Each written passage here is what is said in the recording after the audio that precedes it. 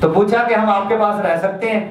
تو وہ کہتے شکر ہے آپ آئے، شکر ہے آپ لوگ آئے، اور شکر کیا اور ان کو اجازت دے دی۔ جب اجازت دے دی، پھلے بھولے آپس میں جو ہے وہ ان کے کھانے وانے بھی آنا شروع ہو گئے اور رہن سہن کا انتظام بھی شروع ہوا، اللہ نے کرنا ہی تھا۔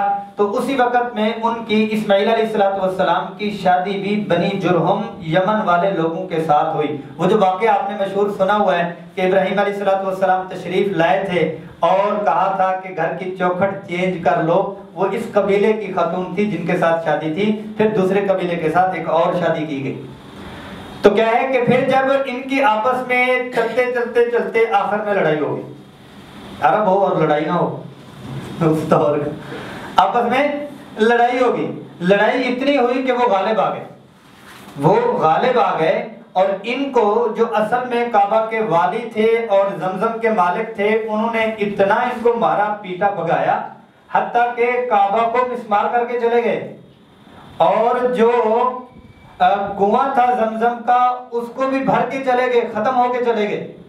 اور ایک وقت گزرا اور وہ کنویں کا بھی کوئی پتہ ہی نہیں تھا، اور وہ لوگ چلے گئے۔ پھر اگلی بات جب آپ صلی اللہ علیہ وسلم کی جو نظر والی عبد المطلب نے اس کنویں کو جو کھودا تھا وہ ختم کب ہوا تھا؟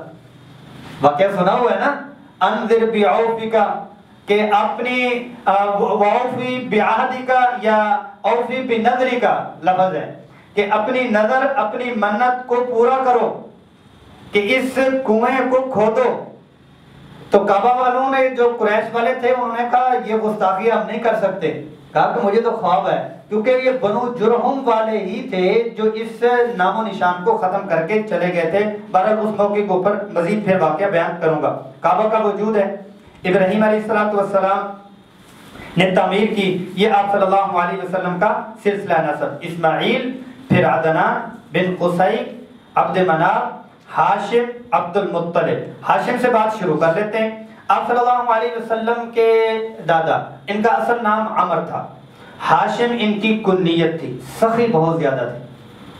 ہاشم ان کی کنیت ہے، اصل نام ان کا عمر ہے، اور ہاشم اس لیے کہا جاتا کہ مکہ المکرمہ میں قحط آیا، قحط جب آیا تو یہ شام وغیرہ سے سوکھی روٹیاں لے کر آئے اور شوربہ، اونٹ ذبح کیے، اونٹ کا شوربہ بنایا، جو روٹیاں تھیں وہ چور کے سرید بنا کے وہ لوگوں کو کھلائی۔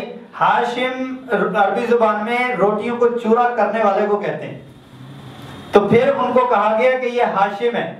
اور دوسرا آتا ہے کہ ان کا معمول یہ بھی ہوا کرتا تھا، ان کے گھر کے قریب اور قبیلے کے قریب انہوں نے بڑے بڑے مینار بنائے ہوئے تھے، بڑے میناروں کے اوپر پورا بڑا تھال رکھ دیا کرتے تھے، سرید بنا کے روٹیاں چور کے رکھ دیتے تھے، ساتھ میں چراغ بھی رکھ دیتے تھے۔ دور سے قافلے دیکھ لیا کرتے تھے کہ یہاں پہ چراغ ہے، کوئی لوگ ہیں، آتے تھے اور وہ کھانا کھا کے پانی پی کے چلے جاتے تھے۔ تو یہ ان کی سخاوت پہلے سے ہی چلتی آ رہی، اور ان میں نور نبوت کا عکس پیشانی میں نظر بھی آتا تھا۔ اور علماء نے لکھا ہے کہ اللہ جل جلالہ نے آپ صلی اللہ علیہ وسلم کا جو نور ہے وہ آدم علیہ السلام کی پیشانی میں رکھ دیا تھا، اور وہ آتا گیا اور پاکیزہ نفوس سے وہ گزرتا گیا۔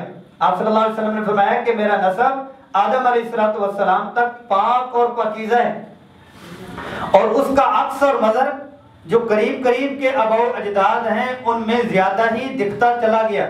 تو ہاشم میں بہت زیادہ، پھر عبد المطلب میں بہت زیادہ، عبداللہ میں تو بہت ہی نمایاں سارے ہی دیکھا کرتے تھے۔ تو یہ ہاشم پہ میں نے بات کی۔ تو ان کا کیا ہے کہ ان کا ایک بیٹا، ان کی جو شادی ہوئی وہ خزرج والوں کے قریب ہوئی، جو مدینہ المنورہ ہے وہاں پہ ہوئی۔ تو ان کا ایک بیٹا پیدا ہوا، اس بیٹے کا اصل نام شیبہ ہے، عبد المطلب، کیونکہ ہاشم جو ہے اصل میں یہ ہے کہ ان کا نام شیبہ ہے۔ شیبہ اس لیے کہ ان کے جب پیدا ہوئے تو یہاں پر سفید بال تھے، شیبہ کہتے ہیں جس کے سفید بال ہو، تو بوڑھے کو بھی شیبہ کہتے ہیں۔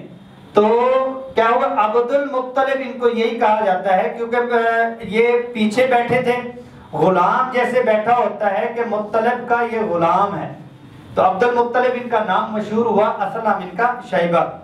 آگے بات کرتے ہیں، غزوہ میں ہاشم کی جو وہ ہے انتقال ہوا ہے 24 سال کی عمر میں ہوا، اور پھر ان کا بیٹا عبد المطلب، اور وہاں سے ان کا بیٹا عبداللہ۔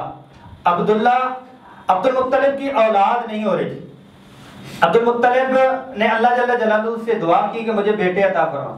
عربوں کے ہاں فخر کیا جاتا تھا بیٹوں پہ، اور آر محسوس کی جاتی تھی بیٹیوں پہ۔ بیٹیوں کا نام اب یدسہ فی التراب کے الفاظ آتے ہیں کہ مٹی میں ان کو دبوچ دینے کے لیے ان کے جذبات ہوتے ہیں، اور اللہ پاک نے خصوصیت کے ساتھ فرمایا یوم لا ینفع مال ولا بنون، بچوں کے حوالے سے فخر کیا کرتے تھے کہ اولاد زیادہ ہے۔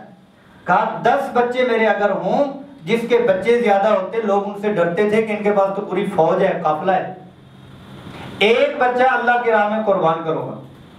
اللہ نے 10 بچے دیے، ان میں ایک عبداللہ بھی تھا، اور عبداللہ میں نمایاں صفات اور کشش اور جاذبیت، حسن و جمال سب سے زیادہ پایا جاتا ہے۔ اور بعض روایات میں تو آتا ہے کہ اہل کتاب یا دوسری خواتین عبداللہ سے شادی کرنے کو چاہتی تھی، فریفتہ تھی حسن و جمال کی وجہ سے، اور نور نبوت جھلکتا بھی تھا۔ بعض خواتین نے دعوت بھی دی کہ ہمارے ساتھ شادی کرو، بہرحال یہ ہے کہ جہاں اللہ نے چاہا وہاں وہ نور ٹھہرا۔ تو کیا ہے کہ ہوا یہ کہ عبد المطلب اپنے بیٹے کے لیے شادی کی تلاش، پہلے میں واقعہ چلو پورا کر لوں۔ 10 بچے، 10 میں سے 10 اللہ پاک نے دے دیے، تو ان کو خواب آئی کہ وہ نظر پوری کرنی تھی، آپ کا کوئی وعدہ ہمارے ساتھ ہوا ہے، خواب میں کوئی وعدہ ہوا ہے وہ تو پورا کر لیں، آپ نے تو کہا تھا کہ ایک بچہ ذبح کروں گا۔ ہاں کرتا ہوں۔ تو کہا قرآن ڈالا کہ ان میں سے کون کروں، تو قرآن جو ہے وہ کن کے نام نکلا؟ عبداللہ کا۔ پکڑا، ہاتھ میں چھرا، لے گئے، پھپھیاں سامنے، نہیں جی کسی اور نو پھڑ لو، اس بچے کو تو نہیں جانے دینا، اتنا پیارا، ان کی جگہ کسی اور کو۔ اچھا پھر کیا کیا جائے؟ وہاں کے قریب کے جو سمجھدار لوگ تھے ان سے انہوں نے کہا کہ آپ قرآن ان کے درمیان اور اونٹوں کے درمیان میں کر لیں، 10 اونٹ۔ قرآن دوبارہ ڈالا تو کن کے نام پہ؟ عبداللہ کے۔ تیسری دفعہ